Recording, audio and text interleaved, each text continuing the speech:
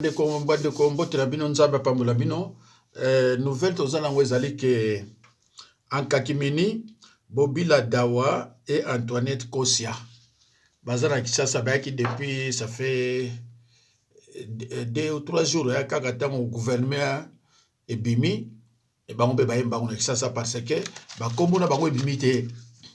Donc Bobila Dawa na Antoinette Kosia baye na Kinshasa parce que bakombo na bango na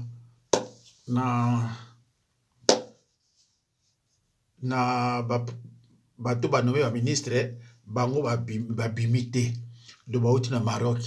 Bon, Bobila Dawa azanani, Antoinette Kosia azanani, bango nyonso mibale oyo baza bapasa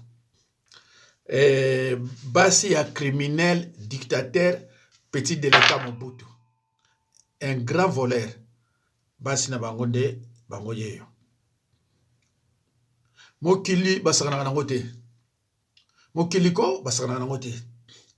Basi yo bango mbale bazaki ba intouchable. Soki yo sakani okei, osakani ko okei. Bayibi mingi na mbali na bango. Mobile na bango azaki un petit délicat sexuel. Yango no moni bana siko bayebite Mobutu alobaka otumboli ba mama, otumboli Mobutu. Otumboli ba mama ko, otumboli Mobutu. Ba villageois na bana ya 74 75 na bati bayebi yango te. Obi bayebi explication yango te. Parce que Mobutu bana osakana te. Un vrai petit délicat sexuel hein. Akozwa ministre na atindie mission. Ya tika na mwasi na ye. Yano moni mamo mususu na mubali na ye epesa ki benda bika. Opesi mbwambo aboyi. Ya boyo kaka ki atinda me mwasi na ye na Bruxelles. Abona makamo. Alors ba maman mibale il fallait nani Bobila Dawa azwa ministère ya sport, Antoinette Kosia azwa ya pêche. Il semblerait que soki Kazadi Peter, soki Kazadi nani wana ya ministère intérieur bien finance abenga ki epo ebisa ekete ba kombono de ezali. Donc Kalate bozo bima bino mbale ba ministre. Information ba pesa nga wana. Elles étaient toutes des contents. Ye amona na ministère na ye bache mona mwasi oyo aluka bibali. Mona mwasi watika batolo na ye tout ça, ye mtakoto ya bi. Oh, babosani te. Parce que poste ne zaki ya mona mwasi. Mais ezaki ya Bobila Dawa. Ndenge mona mwasi oyo aye azona timipe na ye. Bazu avion. Batiki exil. Bazaka na exil hein? Na exil kuna na Rabat. Ba yesu kuna ki pona poste na bango bamoni yango te. Peut-être c'est rare. Balon la mona mwasi wana ye Bobila kende. Oya pêche pe balon na ye pa kende. C'est be foro so dozwaki. Bon, les criminels dictateurs sanguinaires, le petit délicat Mobutu est décédé le 7 septembre 1997 après avoir maltraité, torturé les Congolais. Alobaki bako benganga jamais nani bako benga jamais nini ana bossa ni goto bako benga jamais ex parce que yes c'est seko. Est-ce que bomona ibano bakimisaki bana mike mususu ba 12 ans 15 ans 16 ans 17 ans bakimisaki musicien moko ya Mukongo musicien moko ya Mukongo ayebaka tambula malembe mokili ya bato. Tambula malembe mokili ya bato. Lelo bana Mobutu bakomi na sima Tshilombo. Mais Mobutu tant qu'on pouvoir, Tshilombo avait peut-être 2 ans, 2 ans ou 3 ans, tant Mobutu a su pouvoir. Donc Tshilombo paye Mobutu bien, mais Tshilombo a dit Mobutu est fou. Mobutu c'est un fou. Dans la vidéo, Mobutu c'est un fou. Effectivement, Tshilombo avait raison, Mobutu était un fou. Sans que les Congolais va comprendre que c'est lui qui dirigeait la RDC, c'était un homme malade. Muto musuka vani musana ya utalaka basi ya batu. Comment yoko zande wana? Suka fani ko musala na ye ko boma ko tala basi ya batu no ko yiba. Musala Mobutu c'était ça. Moi si Oyo les 2 sœurs jumelles deux épouse le criminel Mobutu. Voilà, baye en catimini, pourquoi? Parce que nane Bobila Dawa Ngolo mingi. Il y a 3 champs de bataille sur lesquels l'ennemi œuvre. La tête, les pensées, le cœur et la bouche. Mais parmi ces 3 champs de bataille, celui qui détruit le plus, c'est la bouche. Pourquoi? Car la vie et la mort sont au pouvoir de la langue. Ma Bobila Dawa baki ye akochama kuna kini te, soki ba finere Mobutu ezate, soki oya kuna te, na kochadi kolo kuna te. Ye wana ye na katimini. Oyo alobaki siko alobaki ni. Ye wana aye en katimini. La femme d'un ancien criminel. Omoni mono quoi? Vrai ennemi na yo ndeko na ngai yo kanga bien. Vrai ennemi na yo na monde eza eloko yo. Alors Bobila Dawa tozwa nani mwasi oyo lipasa na ye. Lipasa na ye oyo Antoinette Kosia. Sui Kosia. Azali mwasi ya ndoki moko boye comme nezalaki comme nezalaki Lito Moboti, un sorcier. Lito Moboti na kini une autorité congolaise zaïroise alobi na peuple bokoliana. Hein? Alobi na peuple ko bino bokoliana. Quel cœur bandeko nanga. Nenga somo na mboka ni zokendila abi suka nango bokoliana. Quel cœur. Différence ni neza entre Lito Mobutu et Tshilombo. Alors, moi si oyo Bobila Dawa Mobutu ayebaka ye na sima ya Lito Moboti. Alors, moi si oyo Antoinette Kosia azalaki mwasi ya Lito Moboti. Tangu ye azui Bobila Dawa amoni pe mwasi oyo Kosia. Oyo nani? Oh, lipasa na ngai. Amoni kitoko. Soki Lito abimi yake pa ya mwasi wana. Tango azongi alobi otumoli basi, otumoli ba mama, otumoli Mobutu. Bande ona ngai. Abi otumoli ba mama, otumoli Mobutu. Regarde-moi le passé d'un délégué, un petit délégué sexuel. Otumoli ba mama ko, otumoli Mobutu. Parce que basi on soyez. Donc si vous otumoli ba mama, au lieu à travailler à Bongisamboka, à sa autoroute, à construire des hôpitaux, les Kabouya sont le peuple, que ce qu'on tumboli ba mama, au tumboli Mobutu. Quel est le raisonnement? Comment quelqu'un peut raisonner de la sorte? Comment quelqu'un peut raisonner de la sorte? Au lieu à sa autoroute, hôpitaux, école, yé à l'objet, au tumboli ba mama, au tumboli Mobutu.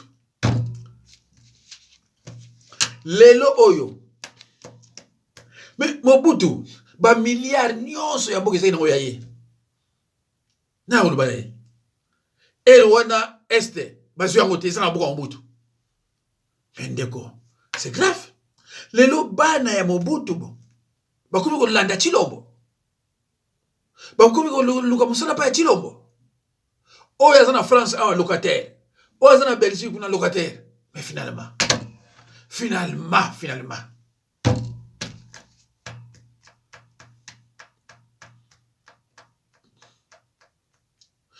akomisi mwasi oyo ya ye mwasi ya Lito Moboti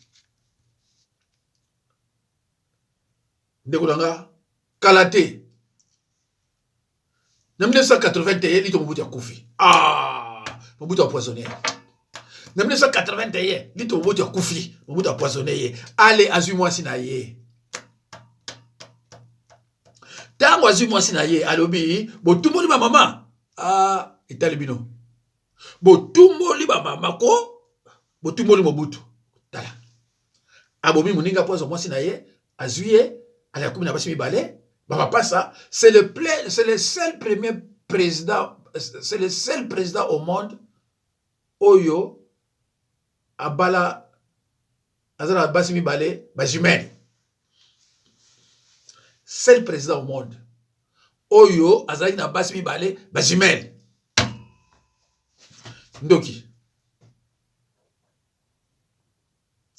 jalousie haine donc c'est la sorcellerie jalousie na Lito Moboti yebe mutekoter azala mwasi na ye ya moni ya kitoko a préféré que basi mibale wana nyonso bazala ya ye bobila na ye or Mobutu na 77 tango mwasi na kufi parce que mwasi na kufa na 77 tango mwasi na kufi Mobutu alobi akobala suste Mobutu alobi akobala suste tango papa yaki a se retrouver moko sa mwasi abinos ko fona bala est-ce que papa yaki kuna zina mwasi est-ce que papa yaka na Kinshasa akana mwasi na 77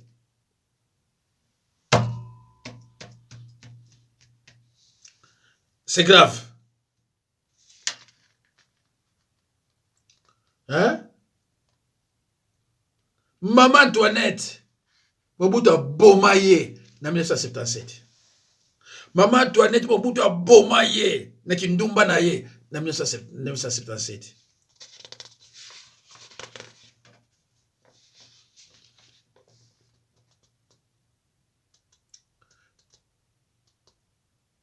Nabila Minoni na 1981 Lito Moboti il a péché lui aussi alobi au Bokoliana il a péché faut le porte d'entrée tant faut le porte d'entrée allez Mobutu à côté poison Lito Moboti a kofi moi si yo bolo banaye amonanga Antoinette Kosia asali ya directeur bambale belé na ndako ya Lito mais jusqu'à présent elle n'a pas encore confessé ses péchés oyo akutani na Kinshasa kuna yebisa ye abenganga parce que soka sali yango te elle ira en enfer mbala mona séjour de mort salle d'attente en enfer parce que asaba ko belé ya mabe na kati ya ndako mbali na ye nani bango mibale oyo kaka yem to mona ngati bango mbale na bobila pa bobila ali bo ibisa yeke pasteur Jacques Azoluka yo na lipasa na yo il faut confesser ba péché na bino sinon te bokina li felo ko rejoindre mobile na bino Lito na ba mususu wana na bona makamo na bikaka sinon te bokino rejoindre Lito Mobutu na ba mususu wana Lito même yo ba bomaki ye mais aza déjà na li felo po azaka déjà kuna aza na li felo po azaka déjà kuna. Bon, makamuna bino oyo ya poste de baninga ko nomé bino ole taringa te. Ngala musala nzambe. Ngalo bika ba transmettre do message bo bila dawa na Antoinette Kosia bolukanga. Sinon te etali bino. bosali mabe belé na mokili pona ni boko bomba na Maroc mboko na bino ngona boko bomba na Maroc pourquoi pona mabe eleki bozeli tension ekita bokima pourquoi bokima ki pourquoi muso kuna ngwanda pa mususu bokima boy batu batikala yekula yakini bino bokima pourquoi banda ko bozana na Maroc olebo tonga na Kinshasa boza mutema mabe hôtel bozana ngwa 5 étoiles na New York ba botolo yango banda ko tu bosopaka awa ba botolo yango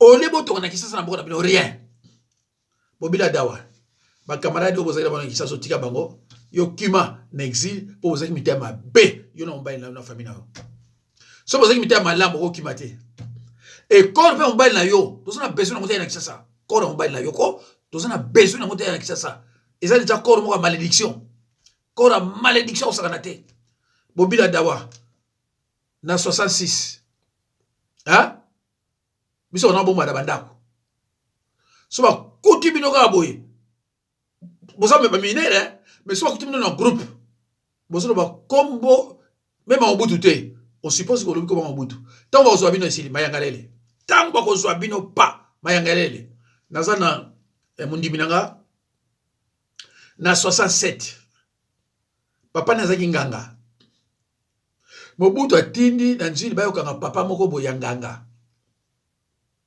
tango ba ye bakuti na grand frère ya mama wana akina ba 7 ans bazui mama wana na mono a 7 ans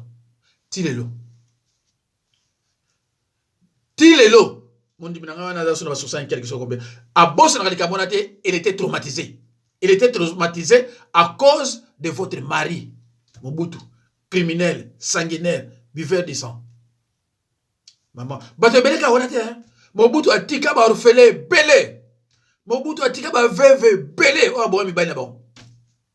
Le travail de Mobutu était tuer d'abord, voler. Ba Congo, ba Luba, ba Katangé, bato ya Balundu. Mobutu asali bango. D'abord ba Congo, ba Luba, oh Mobutu, bikolo wana na tangi. Soko moni muta okubisa Mobutu, azai kolo wana. Faza la mona après ba 74 so ba 75 na sekuna na likolo kuna.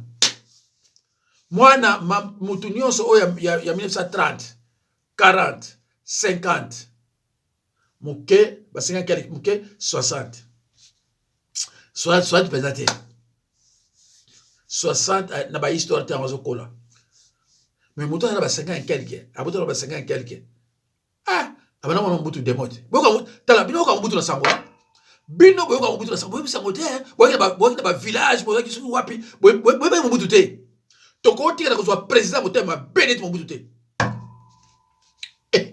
Mobutu akosala ba faux coup d'état na ye lukuta au coup d'état manqué akangi bato tozo zela gracier bango ye moko ko bakina bombi ba déjà o mutandeni ye moko ko bako na sina bombi bango akangi mutu ba vina mo bona ne nani na bosa ba komna bango bia mwenze na décoller nani Kiuza. Oui. Moi, je suis colonel, na base logistique, na kakolo, moi, je suis lieutenant colonel, sur major. Mobutu, kanga, bango, na balukuta. Baki baluba. Bakongo, bako, yebisa, tikile, yebisa, atika, bango, pasi, bazaba, na tata, moko, mama, moko. Oh. L'état, bakongo, bako, oh, Mobutu, albi, ase, bango, Rwanda Mobutu na 66 67 pouvoir azako banga bandeko ne bazate ditrak ya buma mowaso mutu basimbaki ye metala aza reconnaissate aza reconnaissant pa babumba pa babunzate so babunzate ne Mobutu kimaka parce que bangala balaki te confiance ko na banani na babunza pe baza bato mayele bato buma mowaso tango so ngwanda isu nane yaki wana bomba parce que Rwanda ezaki ditrak tango ngwanda yesu kinani wana boba abomi di track alingi so babuzate Mobutu enengra alo bandeko nga na musanza no baka vérité Mobutu na minute oyo base belé o wana baki ba intouchable na minute oyo so ba election Mobutu na séjour de mort ame okamwa olbi o yete Nenga zo fongola munoko pona kolela. Olubi non oyete. So ba l'action puto. Criminel. Délégat sexuel. Aka zuma aya seki à lui otumoli ba mama. Otumoli mobutu. Kriwo na boyebi kote. Bino. Kriwo na boyebi kote. Otumoli ba mama otumoli mobutu. Mama kage ale. Amani ko so ba moko ale. Azu mama nyo so province ba ko bina na stade. Ya va ya otala bango azo ningisa muto abia après oyo fuera oyo après oyo après bakamona to abimio otumboli ba mama otumboli mobutu olie aluka asala ba autoroute na binini ye musala na ye otumboli ba mama otumboli mobutu regardez-moi ça, regardez-moi ça. Alors bandeko bo soutenir bino toninga ko soutenir bo soutenir Bobila Dawa na Antoinette Kosia na bakombo na bango oyo bimité na gouvernement ya na boda bakoloba na nyo rappelé miso le moko sanza nyonso Bobila Dawa batina ka $7,000 eza mawa $7,000 moi si ancien président criminel batine la kaye kuna pa bazala bandako ko futela batine la kaye $7,000 alors que Kasavubu akufa famille bazoka rien comment boko yina bakoko botina niveau na batu Tshisekedi akufia bana fute mbongo attaque azalaka premier ministre combien de mois Tshisekedi munoko pamba asala ki premier ministre combien de mois même pas 6 mois même pas plus de 6 mois c'est comme Lumumba munoko pamba Lumumba asali combien de mois attaque ministre 2 mois sur 3 mois incompétent. Tshisekedi incompétent. Les Kassaye des ministres, des premiers ministres, des incompétents. Tshisekedi Bakasaye mnoka pamba, des incompétents.